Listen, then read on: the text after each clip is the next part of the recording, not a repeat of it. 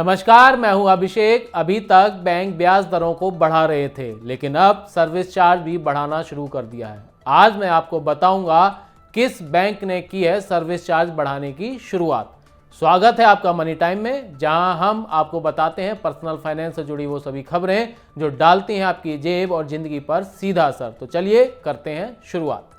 Canara bank ने अपने basic saving और नॉन बेसिक सेविंग अकाउंट में किए जाने वाले विभिन्न फाइनेंशियल और नॉन फाइनेंशियल ट्रांजैक्शन के लिए सर्विस चार्ज में बदलाव किया है। नए सर्विस चार्ज 1 सितंबर से लागू हो चुके हैं। अगर आप भी कैनरा बैंक के ग्राहक हैं तो वित्तीय लेन देन करने से पहले सर्विस चार्ज के बारे में जरूर पता कर लीजिए। बैंक के मुताबिक नॉन बेसिक सेविंग अकाउंट में अगर अदर बैंक नेटवर्क से कैश जमा करने, निकालने या फंड ट्रांसफर करने पर अब ग्राहकों को प्रति लेन देन 30 रुपये और जीएसटी का भुगतान करना होगा। इतना ही नहीं, मिनी स्टेटमेंट के लिए भी 6 रुपये प्लस जीएसटी का सर्विस चार्ज देना होगा। वहीं बेसिक सेविंग अकाउंट होल्डर्स को 1 महीने में 4 फ्री लेन देन के बाद प्रत्येक वित्तीय लेन देन के लिए 25 रुपये प्लस जीएसटी का शुल्क देना होगा। साइरस मिस्त्री की सड़क दुर्घटना में मौत के बाद जागी सरकार उठाने जा रही है अब ये बड़ा कदम। सड़क सुरक्षा को बढ़ाने के लिए सरकार इस साल के अंत तक वाहनों में 6 एयरबैग को अनिवार्य करने पर विचार कर रही है। केंद्रीय सड़क परिवहन मंत्री नितिन गडकरी ने कहा कि ये कदम वाहनों में यात्रियों की सुरक्षा के लिहाज से उठाया जा रहा है। केंद्रीय मंत्री ने यह भी बताया कि सरकार वाहन निर्माताओं के लिए पिछली सीट के लिए भी सीट बेल्ट अलार्म सिस्टम को अनिवार्य करने की योजना बना रही है। अभी केवल फ्रंट सीट पर बैठे यात्रियों के लिए सीट बेल्ट रिमाइंडर देना अनिवार्य है। नितिन गडकरी ने कहा कि पालघर में रविवार को एक कार दुर्घटना में टाटा सन्स के पूर्व चेयरमैन साइरस मिस्त्री के निधन के बाद मंत्रालय ने यह निर्णय लिया है कि बैक सीट के लिए भी वाहनों में सीट बेल्ट अलार्म सिस्टम होना चाहिए। अगली खबर म्यूचुअल फंड निवेशकों के लिए है। अगर आप आदित्य बिरला सन लाइफ म्यूचुअल फंड के कस्टमर हैं तो आपको मिलेगी अब एक स्पेशल सर्विस। आदित्य बिरला सन लाइफ एएमसी लिमिटेड ने टर्बो सिस्टमेटिक ट्रांसफर प्लान को लॉन्च करने की घोषणा की है। यूनिट होल्डर्स एक निश्चित अवधि में सोर्स स्कीम से टारगेट स्कीम में अमाउंट ट्रांसफर कर सकते हैं। ये एसटीपी इन्वेस्टमेंट ग्रोथ पोटेंशियल को ऑप्टिमाइज करने के लिए मार्केट वैल्यूएशन अट्रैक्टिव होने पर ज़्यादा निवेश करने और मार्केट वैल्यूएशन एक्सपेंसिव होने पर कम निवेश करने में मदद करेगा। ये सुविधा वीकली, मंथली और क्वार्टरली इंटरवल्स पर उपलब्ध होगी। फिक्स डिपॉजिट करवाने वालों के लिए फिर आ गए हैं अच्छे दिन। अब एक्सिस बैंक भी देगा उनको ज़्यादा रिटर्न। प्राइवेट सेक्टर के एक्सिस बैंक ने 2 करोड़ रुपए से कम वाली एफडी पर इंटरेस्ट रेट को रिवाइज कर दिया है। नए रेट 7 सितंबर से प्रभावी हो चुके हैं।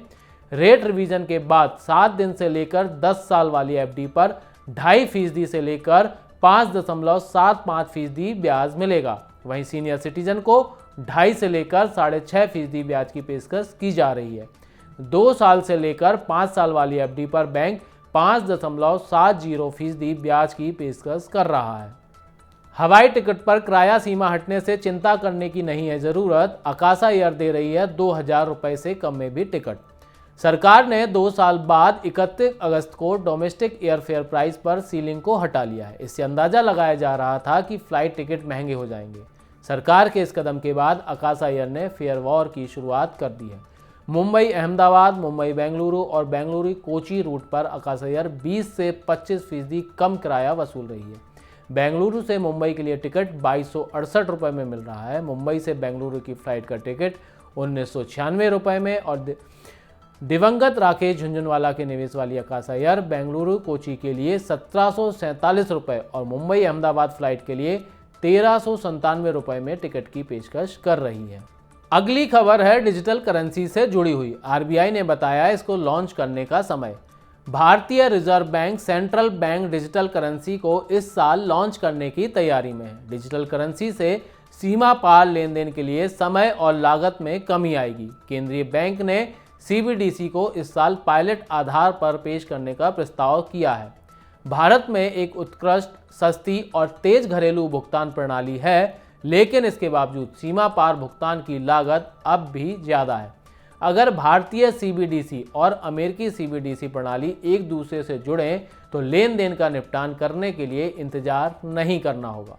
अमेरिका से आ रही है भारत के लिए एक अच्छी खबर। क्या है ये खबर, चलिए जानते हैं। ग्लोबल रेटिंग एजेंसी मूडीज का कहना है कि वैश्विक अर्थव्यवस्था के सामने बढ़ रही चुनौतियों, ऊंची महंगाई दर और तंग वित्तीय स्थिति का असर भारत की आर्थिक रिकवरी पर नहीं पड़ेगा। मूडीज ने कहा है कि भारत की जीडीपी ग्रोथ चालू वित्त वर्ष में 7.6% रहेगी। वहीं 2023-24 में जीडीपी की वृद्धि दर 6.30% रहने की संभावना जताई गई है। मूडीज ने भारत को Baa3 रेटिंग दी है, जो निम्न निवेश स्तर की रेटिंग है।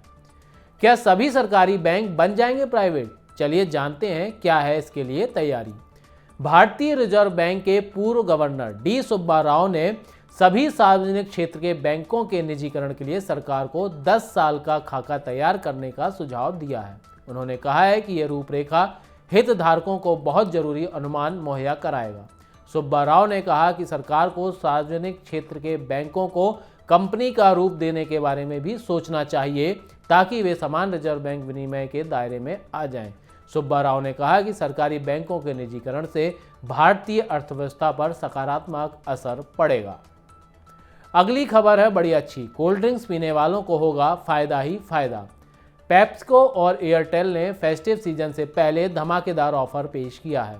पेप्सिको अपने सॉफ्ट ड्रिंक्स ब्रांड पर कस्टमर्स को एयरटेल का रिचार्ज कूपन देगी। Pepsi, Mountain Dew, 7 up, Mirinda और ट्रॉपिकाना जूस की प्रत्येक खरीद पर ग्राहकों को एयरटेल का 10 और 20 रुपए का रिचार्ज कूपन मिलेगा। इस पहल से फेस्टिव सीजन में ग्राहकों को फायदा होगा। मेहमानों को कोल्ड ड्रिंक्स पिलाने के साथ ही वे अपना मोबाइल भी रिचार्ज कर सकेंगे। यह ऑफर 28 फरवरी 2023 तक उपलब्ध रहेगा। इलेक्ट्रिक टू व्हीलर मार्केट में फिर मचेगी हलचल, क्योंकि काइनेटिक ग्रीन ने लॉन्च किया है अपना high speed scooter. Electric two wheeler बनाने वाली company kinetic green energy and power solutions limited ने आज इलेक्ट्रिक टू व्हीलर जिंग हाई स्पीड स्कूटर लॉन्च किया है। यह स्कूटर कई एडवांस फीचर्स जैसे मल्टी स्पीड मोड और पार्ट फेलियर इंडिकेटर के साथ आता है। यह प्रति चार्ज में 125 किलोमीटर चलेगा। 60 किलोमीटर प्रति घंटे की टॉप स्पीड के साथ इस वाहन का परीक्षण अच्छी तरह से किया गया है और ये उपभोक्ताओं के लिए सुरक्षा सुनिश्चित करेगा। जिंग HSM 3.4 किलोवाट की लिथियम आयन बैटरी से लैस है। यह स्कूटर चलाने में काफ़ी सुविधाजनक है। इस स्कूटर की एक्स शोरूम कीमत 85,000 रुपये है। तो ये थी आज की तमाम बड़ी खबरें। अगर आपका कोई सवाल है पर्सनल फाइनेंस से जुड़ा हुआ तो उसे नीचे कमेंट बॉक्स में दर्ज कराएं। और हाँ, पर्सनल फाइनेंस की ऐसी ही बड़ी खबरों के लिए ज़रूर डाउनलोड करें Money9 का ऐप। आप चलते चलते देखिए हमारा ये इन्फोग्राफिक्स।